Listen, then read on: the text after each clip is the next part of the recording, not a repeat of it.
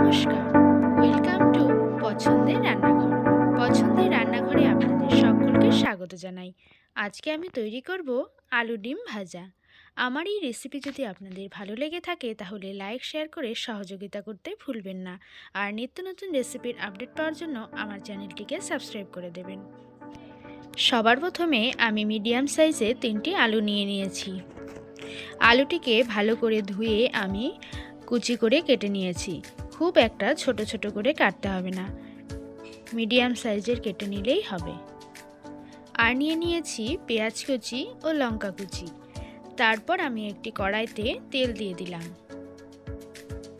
তেলটা গরম হয়ে গেলে আমি এখানে দিয়ে দেব 2টো ডিম।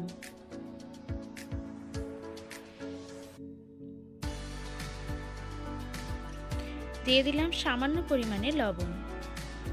ডিমটাকে এখন ঝুরঝুরে করে ভেজে নিতে হবে।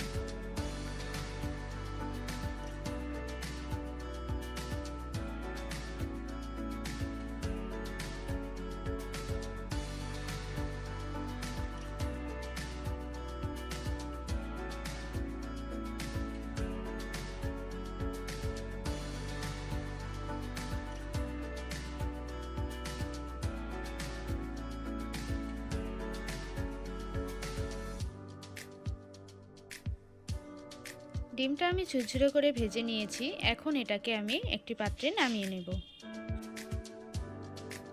এরপর আরও একবার কড়াইতে তেল দিয়ে দিয়েছি। তেল গরম হয়ে গেলে এখানে দিয়ে দিলাম পেঁয়াজ কুচি ও লঙ্কা কুচি। এগুলিকে লাল লাল করে ভেজে নিতে হবে। তারপরে আমি দিয়ে দিলাম সেই কুচনো আলু।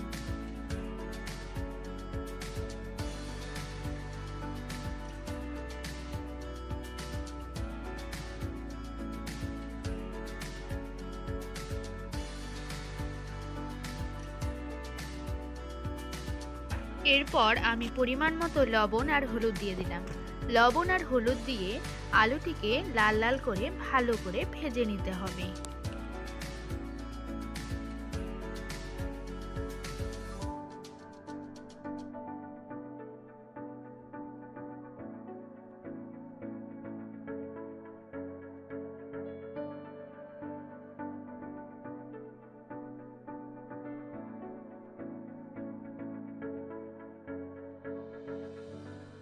আলুটি একদম লাল লাল করে ভাজা হয়ে গেছে। এখন আমি এখানে দিয়ে দিলাম ভেজে রাখা ডিম। ডিম দিয়ে নেড়ে চেড়ে আর কিছুক্ষণ ভেজে নিলেই তৈরি হয়ে যাবে আজকের সুস্বাদু রেসিপি। আপনারাও এভাবে বাড়িতে তৈরি করে দেখবেন। আশা করছি আপনাদেরও খেতে খুব ভালো লাগবে। আর নিশ্চয়ই কমেন্ট করে জানাবেন এই রেসিপিটি আপনাদের কেমন লাগলো।